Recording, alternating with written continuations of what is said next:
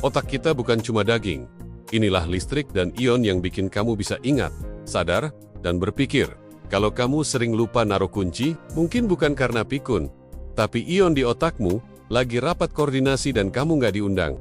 Otak kamu terlihat lembek, tapi kerjanya super teknis. Setiap pikiran, perasaan, memori, bahkan kesadaranmu lahir dari listrik. Bukan listrik colokan, tapi listrik biologis yang dihasilkan dari pergerakan ionian kecil seperti Na, Ca², dan Cl. Ion ini bukan sekadar partikel. Mereka adalah pekerja utama yang menentukan apakah neuron menembak sinyal atau diam.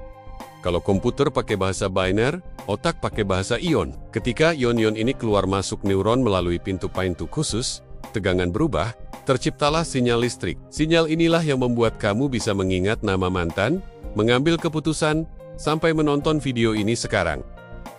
Neuron punya dinding alias membran yang super selektif. Ia seperti benteng yang menentukan siapa yang boleh masuk dan siapa yang harus minggir. Membran ini penuh pintu yang disebut kanal ion.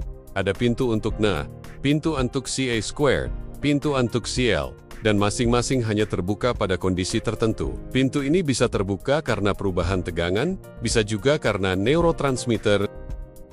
Begitu sebuah pintu terbuka, ion seperti Na atau Ca² langsung masuk dan mengubah tegangan listrik neuron. Sedikit perubahan jumlah ion saja bisa membuat perbedaan besar. Inilah dasar semua aktivitas otak. Perubahan arus listrik kecil yang terjadi karena pintu mini di membran.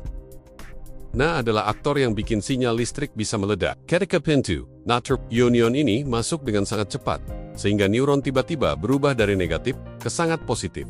Ini disebut depolarisasi, dan ini adalah momen neuron menembak sinyal. Begitu Na masuk banyak, muncul puncak listrik yang kita sebut potensial aksi. Setelah itu, kenai Na menutup, kenai K terbuka, dan listrik kembali turun. Siklus naik turun inilah yang membuat neuron bisa mengirim pesan jarak jauh dalam milidetik. Tanpa Na, otak akan sunyi total. Ca² bukan cuma ion biasa, ia adalah supervisor utama di balik pembentukan memori. Ketika Ca² masuk ke sinaps, ia mengaktifkan berbagai protein termisek KMC, sebuah enzim yang bisa mengubah struktur sinaps dan membuatnya lebih sensitif. Efeknya besar. Sinaps jadi lebih kuat dan lebih responsif.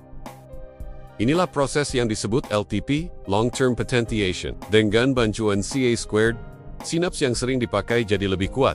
Makanya kamu bisa mengingat hal-hal penting bertahun-tahun. Tanpa Ca², belajar akan seperti menulis di pasir sebentar hilang.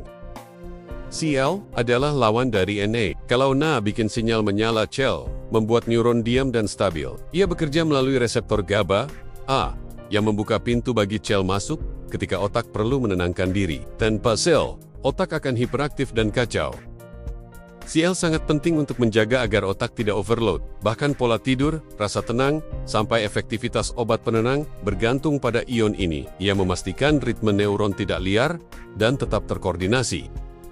Selama ini kita mengira hanya neuron yang penting. Padahal astrosit, sel glia berbentuk bintang, adalah pahlawan tanpa tanda jasa. Mereka membersihkan ion K berlebih yang muncul saat neuron aktif, supaya otak tidak overload. Astrosit juga mengirim sinyal mereka sendiri lewat gelombang Ca². Gelombang ini membantu mengatur komunikasi sinaps, menjaga keseimbangan jaringan, dan bahkan memengaruhi ritme besar seperti gelombang otak. Ion tidak bergerak di ruang kosong. Mereka melewati sela-sela sempit di luar sel, yang bentuknya sangat menentukan kecepatan dan arah aliran ion. Ruang ini disebut ruang ekstraseluler, dan sangat penting bagi komunikasi neuron. Bahkan sedikit perubahan pada ruang ini, misalnya ketika sel bengkak atau rusak, bisa mempengaruhi seluruh jaringan. Ritme otak, kecepatan sinyal, sampai pola emosi dapat berubah, hanya karena dinamika ruang ion berubah.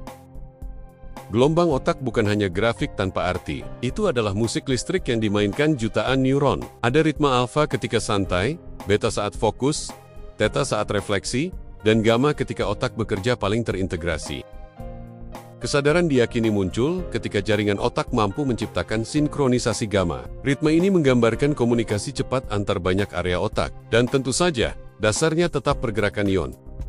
Otak tidak pernah bekerja sendirian. Neuron memang superstar, tetapi glia adalah manajer, wasit, dan teknisi panggung. Tanpa glia, neuron akan meledak atau tidak stabil. Interaksi neuron glia menghasilkan ritme lambat yang mengatur keadaan kesadaran, tidur, dan respons emosi. Ion-ion seperti K, Ca², dan Cl bergerak dalam pola tertentu yang sangat memengaruhi stabilitas otak.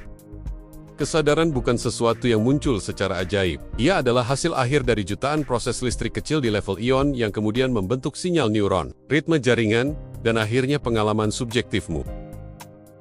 Mulai dari ion yang sekisil-kasilnya, sampai jaringan otak yang sangat besar, semuanya bekerja bersama. Ini adalah kerjasama biologis paling rumit yang pernah ada, dan kamu merasakannya sebagai kesadaran. Di episode selanjutnya, kita akan membongkar bagaimana memori terbentuk, disimpan, dan kenapa beberapa memori hilang sementara yang lain bertahan seumur hidup. Pernah tiba-tiba blank, overthinking, atau merasa otak penuh? Ceritakan di komentar. Siapa tahu ayen-ayenmu lagi heboh rapat mendadak.